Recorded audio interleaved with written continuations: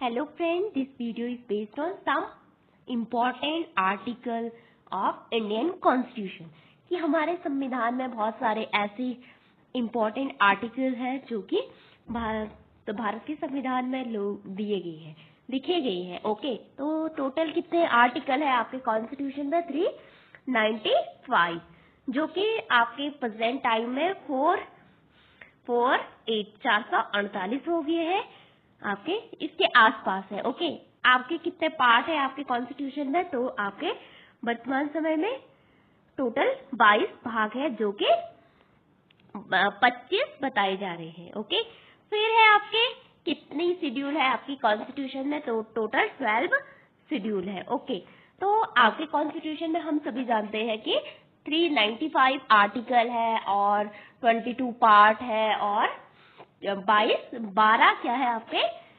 Schedule है, यानी अनुसूचियां है।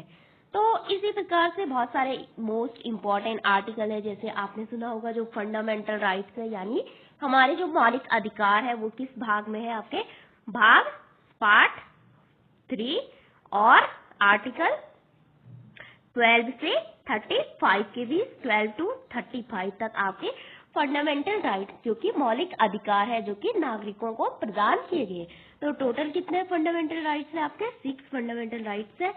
तो इसी प्रकार से संविधान में बहुत सारे ऐसी आर्टिकल है जो कि दिए हुए हैं। तो आज हम पढ़ने वाले हैं सम मोस्ट इम्पोर्टेंट आर्टिकल जो कि आपकी परीक्षा की दृष्टि से काफी इम्पोर्टेंट है। तो फर्स्ट आर्टिकल इज 1 to 4, जहाँ पे यूनियन और इट्स टेरिटरी। यूनियन मीन्स संघ, यानी केंद्र। ओके, तो भारत जैसे संघ है, भारत एक यूनियन मतलब एक संघ है, यानी union of India is the union of state. Okay, तो कितने स्टेट है आपके? 28 स्टेट एंड कितने केंद्र शासित प्रदेश है? 8। तो ये आपके किस आर्टिकल में दिए गए हैं? आपके 1 से 4 तक। ओके, फिर आता है सिटीजनशिप। सिटीजनशिप लाइक कि हमारी सिटीजनशिप कैसी है, हमारी जो नागरिकता है वो कैसी है। तो भारत में जो नागरिकता है वो आपकी सिंगल सिटीजनशिप है, यानी एकल नागरिकता है। आप सिर्फ इंडिया के सिटीजन हो। जैसे कि आपने देखा होगा जो यूएसए है, संयुक्त राज्य अमेरिका है, वहां पे आपकी डुअल सिटीजनशिप है, यानी दोहरी नागरिकता का प्रावधान है।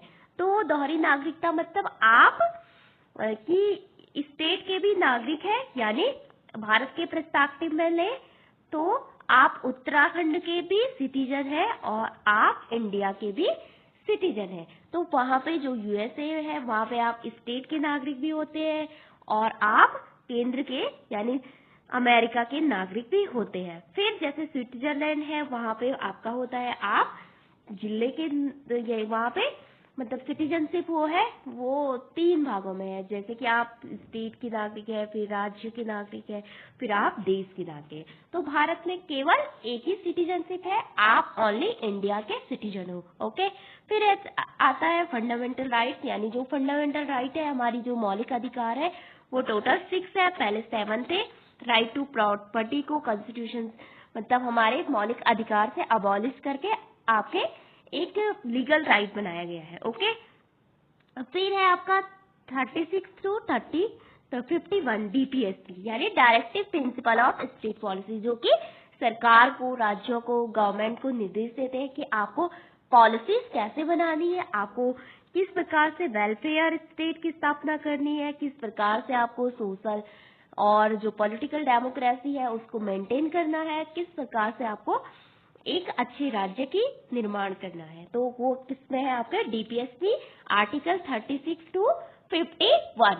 फिर है आपके 51A, वहां पे जो ड्यूटीज है आपकी, जो कि कॉन्स्टिट्यूशन में बाद में कब ऐड की गई थी आपके 42 कॉन्स्टिट्यूशन अमेंडमेंट 1976 के थ्रू 10 आपकी फंडामेंटल ड्यूटीज ऐड की गई थी, जो नागरिकों के लिए एक उत्तरदायित्व है, यानी आपके नैतिक उत्तरदायित्व है, लाइक कि जिसके लिए आपको कोई पनिशमेंट नहीं दी जाती है, जो कि आपके संवैधानिक कर्तव्य है, जिसके लिए कोई न्यायालय आपको दंड नहीं दे सकता है।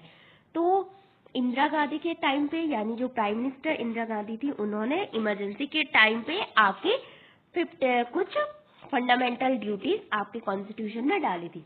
फिर एक फंडामेंटल ड्यूटी जो कि 86 कॉन्स्टिट्यूशन अमेंडमेंट के द्वारा ऐड की जाती है, वो थी आपकी 11th फंडामेंटल ड्यूटीज। ओके, 2002 में ये अमेंडमेंट हुआ था, जहाँ पे कि 6 से 14 वर्ष के जो भी चाइल्ड है, जो भी बच्चे हैं, उनके लिए फ्री एंड कंपलसरी एजुकेशन की व्यवस्था की गई थी।